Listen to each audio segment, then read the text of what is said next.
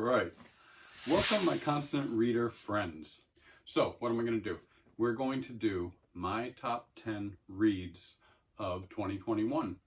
Now, what are my rules? I only have one rule. That rule is that I'm not going to put something on this list that is a reread.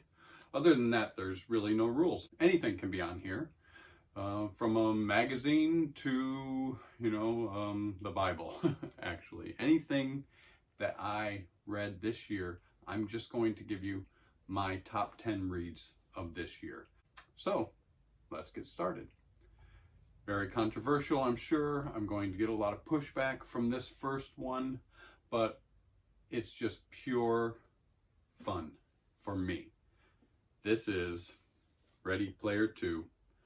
By Ernest Cline. Yes, this is in my top 10 reads of 2021. I just love this book. Now, I'm a kid of the 80s. I graduated high school in 83. So after that, I went in the military. My formative life was in the 80s. Music, video games, TV shows. This book is basically a continuation from Ready Player One. That was a huge hit, and I know a lot of people just think that this is a money grab for Ernest, but let's talk about it a little bit here. I'll read from this. Days after winning Oasis founder James Halliday's contest, Wade Watts makes a discovery that changes everything. Hidden within Halliday's vaults, waiting for his heir to find, lies a technology advancement that will once again change the world and make the Oasis 1,000 times more wondrous and addictive, of course, than even Wade dreamed possible. With it comes a new riddle and a new quest, a last Easter egg from Halliday hinting at a mysterious prize, and an unexpected, impossibly powerful and dangerous new rival awaits. One who'll kill millions to get what he wants. Okay, so in Ready Player 2, again, it's just 80s memorabilia. What I did love about it is I'm a huge Prince fan, and they go to a world where it's the Prince world, and they go through the different phases of Prince. It's pretty fun. Yeah, it's not the, greatest novel ever written or anything like that, but it is pure fun. I really loved it. If you like that 80s nostalgia stuff like I do, then you're going to love this book. It's an easy read, but really just pure fun and entertainment, which just hits everything that I look for when I read a novel. So, number 10, Ready Player 2 by Ernest Cline. All right, what's number 9? Well, I made a concerted effort this past year to read more science fiction. I wanted to start with some of the classics too. And my number 9 book of the year is A Canticle for Leibowitz. It's written by Walter M. Miller Jr., and he was a stout Catholic, and there is a lot of religious connotations here in this book that I think drive some people away, but it's very interesting. It's very thought-provoking. I'll read a little bit to you from the back here. It says, the blessed Leibowitz, dead now, lo, these 600 years, was due for canonization. Only the Leibowitzian, say that 5 times fast, records of the destroyed civilization remained. The monks spent lifetimes illuminating and interpreting his works in order to reconstruct the world as it has been. Well, basically what happens in this book is it begins 600 years after a World War III nuclear event. And the world, of course, has changed. And there's these monasteries around the earth that study the past. You'll see this theme a lot in science fiction, where I guess we don't learn from our past and we're doomed to recreate our wrongs forever until eventually we leave this planet. So these monks basically are trying to save this information from this great Leibowitz, and it's funny things that they find. They find just a grocery list. They find some parts of Einstein's theory of relativity. For instance, there's one document that says pound of pastrami, can of kraut, 6 bagels, and they just make this like religious writing from Leibowitz. It's 3 stories written at different time periods from different monks, and it leads you to the basic theory that man is doomed to repeat himself. And even after the Holocaust, they're going to go ahead and destroy the world again. And it's really a think piece. I love the writing style.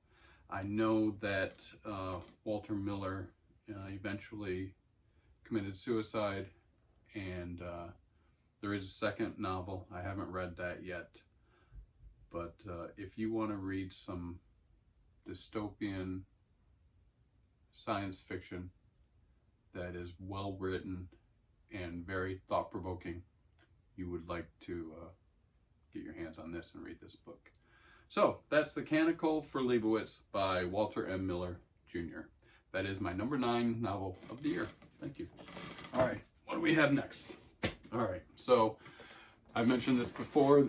This is my 3rd favorite author, and it is Child of an Ancient City by Tad Williams and Nina Kariki Hoffman. Now, this is a very thin book. It's only about 135 pages long. It's pretty cool. It's basically very similar to Arabian Nights.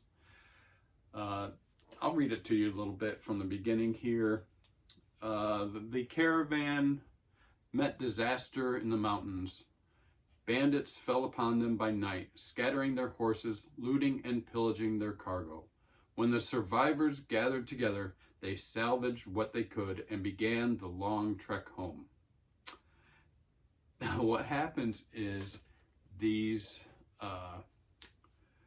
caravan needs to find its way home through the desert and the wilderness, and they discover that they're being followed. Are they being followed? Are they being hunted? What's going on here? And it ends up being a creature very similar to a vampire. And they work out a deal with this vampire that every night someone in the caravan will tell a story. And it has to be the saddest story. Everyone through the caravan, night by night, tells the story, and the vampire also tells a story. Whoever has the saddest story basically wins. And it's just a survival story of how are these people going to survive this threat of this vampire. If the vampire wins, of course, he's going to take the person that loses and drain the blood and kill, whatever. But it's a vampire story, but it's also in the vein of Arabian Nights. And it's just fun. Tad Williams is a great writer. Like I said, he's my favorite, 3rd favorite author of all time. And Nina Kariki Hoffman does a great job. There's also illustrations in here by Mr. Greg Hildebrandt. He did a lot of covers for fantasy novels that you might recognize Terry Brooks for one. But yeah, this is a cool story. It's a little story, won't take you too long to read. But if you haven't read any Tad Williams before, it's a great beginning. It's a nice place to step in and get to know the author. But just a fun novel.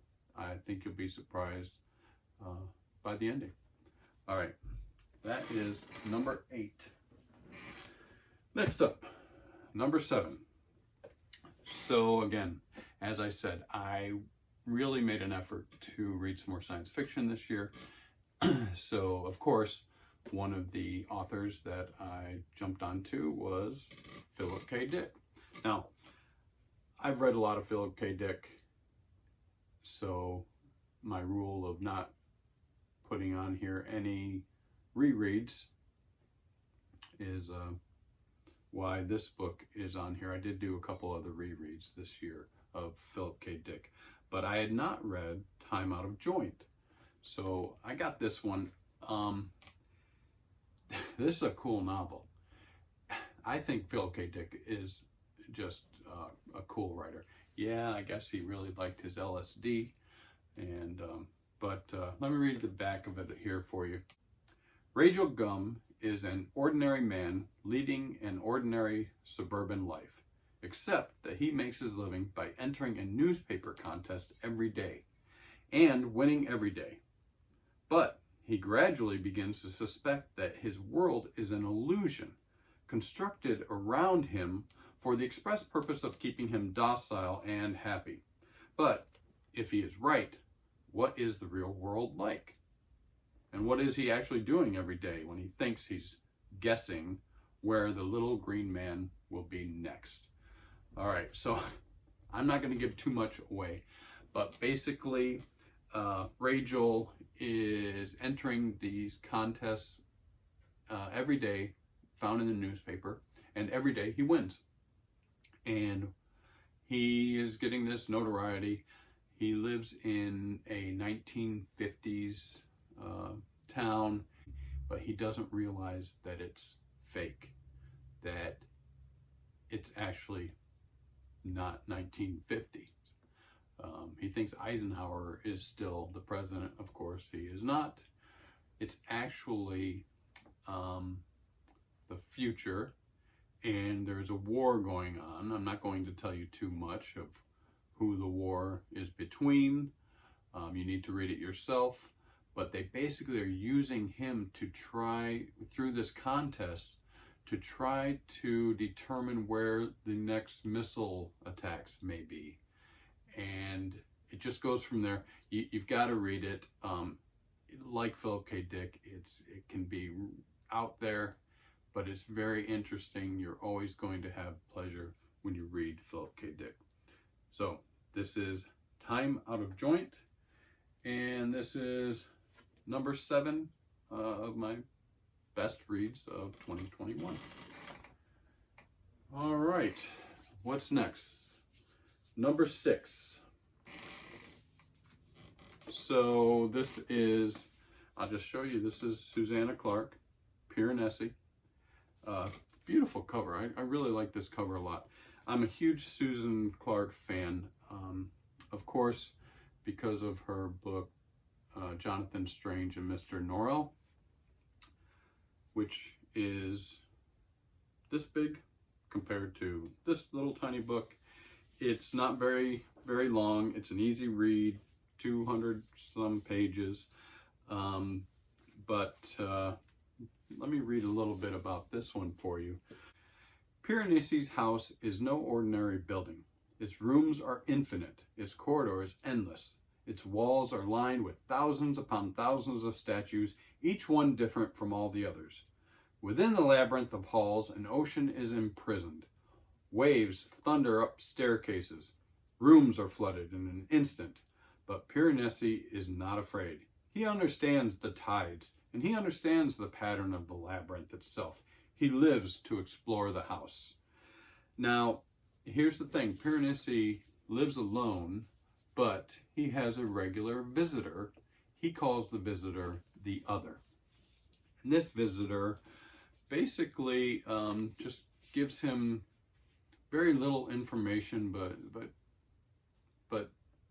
about where he is and what he's doing. The visitor kind of is, well, the visitor is his only friend, and they discuss things. He believes everything the visitor tells him. I'm not going to get too much into it. You need to read it. But Piranesi finds evidence that there may be somebody else in his world. And that's where his world starts to crumble, unravel. And he starts to learn some things. You need to read it. It's a fast read. It's a great read. Susanna Clark is a great novelist. Grab this book, read it up.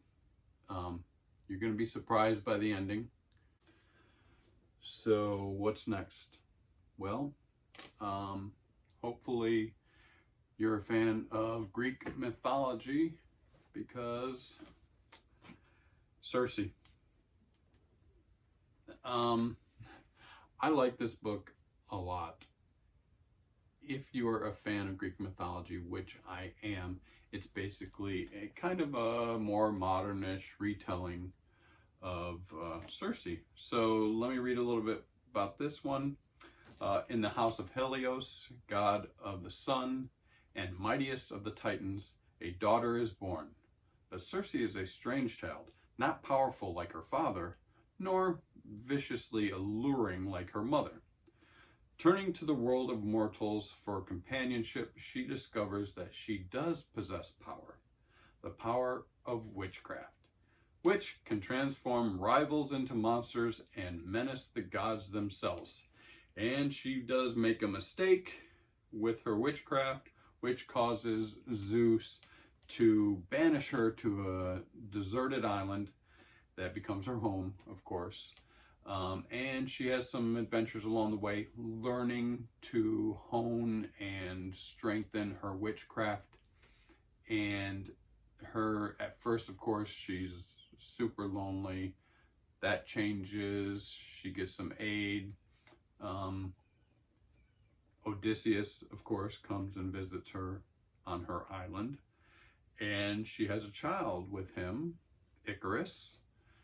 That's another whole part of the story I don't want to give away. Look at this. It's even got a map of her island. Love a book that's got a map in it. You have to. This cover is beautiful. The story is enchanting, and it's a page turner. You really want to see what happens next with Cersei. It's a great story. So that right there, that is number 5 on my list of the best 10 reads of 2021. Again, another theme coming through is science fiction. Arthur C. Clarke's Childhood's End. I'm sure a lot of people have this on their list of best science fiction books. I have had this book for years. I just, for some reason, never read it. Like I said, I really wasn't into reading science fiction as much as I did this past year. So you're seeing a reflection of that in my top 10. A lot of science fiction novels. But this one's really cool. Let me just read a little bit. I wrote a little bit on here. Basically, aliens appear. You see the ship. And they're called the Overlords. Now, these Overlords are benevolent, but easily superior to humans in every way. And what they do is they basically make Earth a utopia. They cure famine. They cure disease. There's no more war. There's no more poverty. The problem with that is people just, I think, lose their ability to create art and things like that. They just go through their days, day after day after day, because they have no worries, they have no cares. But do these aliens, do they have an ulterior motive? Well, of course they do. They have an ulterior motive, but there's a reason for it, and you just have to read the book to find out, because I'm not going to tell any more about this book. It's Arthur C. Clarke at his finest. You will enjoy this book. It's another think piece, which a lot of science fiction is. It will make you think for days afterwards about this book. Very interesting. So that right there, that's number 5. Arthur C. Clarke's Childhood's End. Need to get it. All right, we're down to number 4. No, 3. 10, 9, 8, 7, 6, 5, 4. Arthur C. Clarke, number 4. Number 3. Another science fiction novel. Ray Bradbury, The Martian Chronicles. Now, I've read a lot of Ray Bradbury, of course. I read Fahrenheit 451. I reread that again this year. I've read Something Wicked This Way Comes, of course. For some reason, don't ask me why, I never read The Martian Chronicles. The thing about Ray Bradbury is his writing is just, I don't know, it's beautiful to me. It's like poetry, it flows. It's very interesting, and I just, everything I've ever read from Ray Bradbury, I've loved. I'm going to read you the back of this, and just bear with me here. Mars was a distant shore, and the men spread upon it in waves, each wave different, and each wave stronger. The first wave carried with it men accustomed to spaces and coldness and being alone. The coyote and the cattleman, with no fat on them, with faces the years had worn the flesh off, with eyes like nailheads, and hands the material of old gloves. Ready to touch anything, Mars could do nothing to them, for they were bred to plains and prairies as open as the Martian fields. They came and made things a little less empty, so that others would find courage to follow. They put panes in hollow windows and lights behind the panes. They were the first men. Okay, that doesn't really describe the book that I just read, so I don't know what that is. They have a nice picture here of Ray Bradbury on the back, but basically it was Ray writing several short stories, his various ideas on if we were to go and populate Mars. And what they did was they kind of put those short stories together to make an overall story, very similar to The Illustrated Man. And it works. I enjoy each story on their own. The overall arcing story, I'll just say it works. But basically, again, it's man not learning from his mistakes. Man is killing Earth, and they need to leave Earth and find another place to live. They eventually go to Mars to colonize Mars, and what do they do on Mars? They destroy it. So it's again a very common theme in science fiction, is the follies of man and not learning from their mistakes. But this is a very good book. You need to read it. Once again, Ray Bradbury's The Martian Chronicles, and that is number 3 on my top 10 reads of 2021. All right, let's go. Now we're down to the nitty gritty. Number 2 and number 1. These were actually probably the easiest for me to pick out because they just were, for me, overwhelmingly the top 2. At number 2, yes, my favorite author, Stephen King and Douma Key. Now, I went through a period where I wasn't reading very much at all. I was very busy with my work and my son, but I didn't never stop buying books. Of course, if Stephen King came out with a book, I'm going to buy it, right? So I bought several books during this time period too, that I just never read. I never got to. And this time period, to me, for Stephen King, is a little bit of a hit and miss. I gotta be honest, Lisey's story, no, didn't dig it. Not in my top anything for Stephen King, to be serious with you. I know they have a TV series going on. I haven't even watched it. I was not interested in that novel at all. Then I read Douma Key, and I was pleasantly surprised.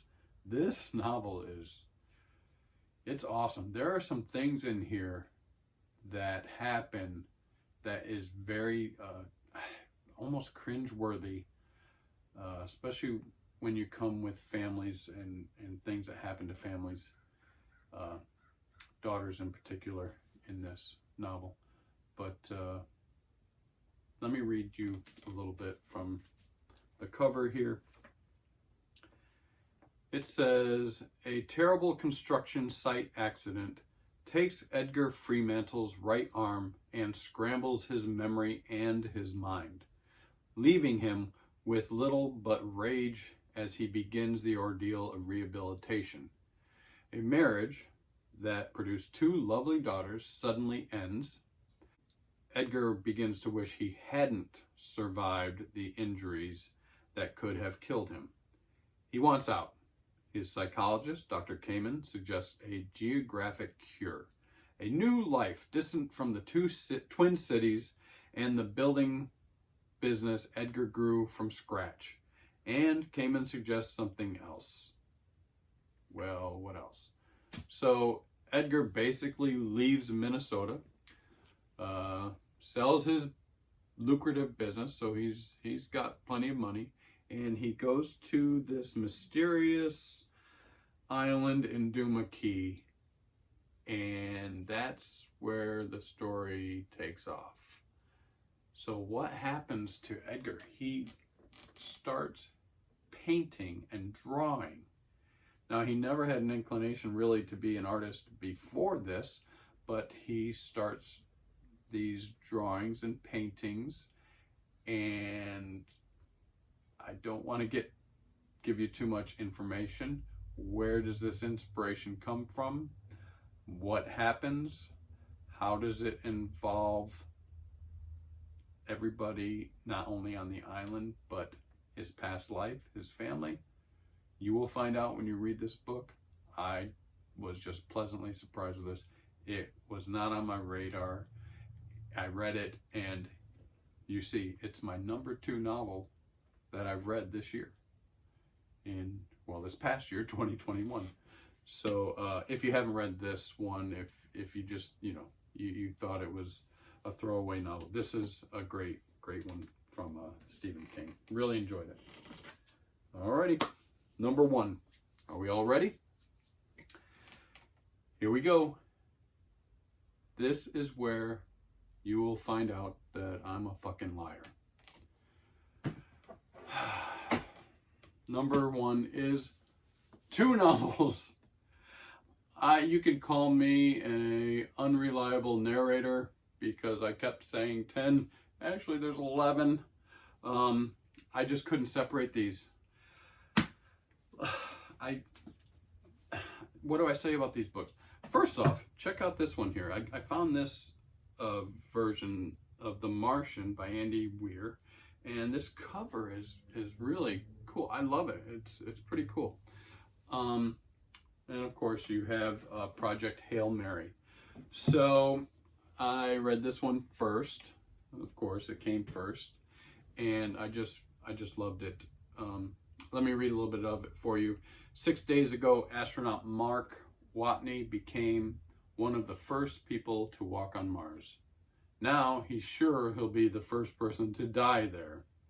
After a dust storm forces his crew to evacuate the planet while thinking him dead, Mark finds himself stranded on Mars' surface with no way to signal Earth that he's alive. And even if he could get word out, his supplies would be gone years before a rescue team could arrive. Chances are, though, Mark won't have to starve to death. The damaged machinery, unforgiving environment, or plain old human error are such more likely to kill him first. And basically, this story is him figuring out how to survive on Mars. It's amazing. It's cool. The different things he comes up with, how he plans everything out. His greatest probably attribute is he just berates himself with humor. If you can berate yourself with humor, that's what he does. And that's how he gets through this days and days and days, of course, of being alone and trying to survive. And how does he do that? I'm not going to give everything away, but of course, if you've seen the movie was actually really well done. I enjoyed the movie. I actually saw the movie before I read the book, which I don't normally like to do because, of course, for me, the book is always better than the movie, but the movie was really good. So this is number one. And then he came out with Project Hail Mary. I can't separate them. They're both so good. I have to put them both as my number one novel of 2021. Bash me all you want, but yeah, I'm an unreliable narrator. So this one, Project Hail Mary, let me read this for you a little bit. Ryland Grace is the sole survivor on a desperate last chance mission, and if he fails, humanity and Earth itself will perish. Except that right now, he doesn't know that. He can't even remember his own name, let alone the nature of the assignment or how to complete it. All he knows is that he's been asleep for a very long time, and he's just been awakened to find himself millions of miles from Earth with nothing but 2 corpses for company, and he has no idea why he's there or who he is or what's going on. He gradually, of course, realizes who he is and why he's there, and he meets something. And I'm just going to leave it there. But you have to read this novel, especially if you like, of course, The Martian. This novel had so many emotions for me. I did listen to it, actually. And as I was driving, I would find my hand gripping the wheel tighter because there was some suspense going on, or something that, was making my blood act strangely while I was driving. Probably not a great thing. But there was also other emotions. I found myself crying, bawling like a baby with this novel. I can't separate them two. I'm sorry. Both of these are my number one novels that I read in 2021. Please, if you have not read them, give them a chance. It's not just hype. It really is probably the most entertaining, most fun, most emotional that I read, that I experienced this year in my reading. And hopefully there'll be some more. I know he has another novel that everyone completely pans and says don't read, and I haven't read it. So, but hopefully he'll come out with some more, because if they're anything like these two, I'm going to be a continual reader of Andy Weir for a long time. All right, everybody. So that was my top 10 for 2021. I will tell you, I'm going to give you a preview. My next video might be booktube suicide, because I'm going to talk about what I've been reading so far this month, at the beginning of this month. I'll be finished by next video, and I think Some people are going to hate me for my opinion on one of these novels. Just, I'm sorry, but I have to. I'm going to give my true opinion. Whenever I read something, I'm going to tell you how I feel about it, and I'll give reasons why. But hopefully you'll check out that video when it comes out next week. Alrighty, peace out.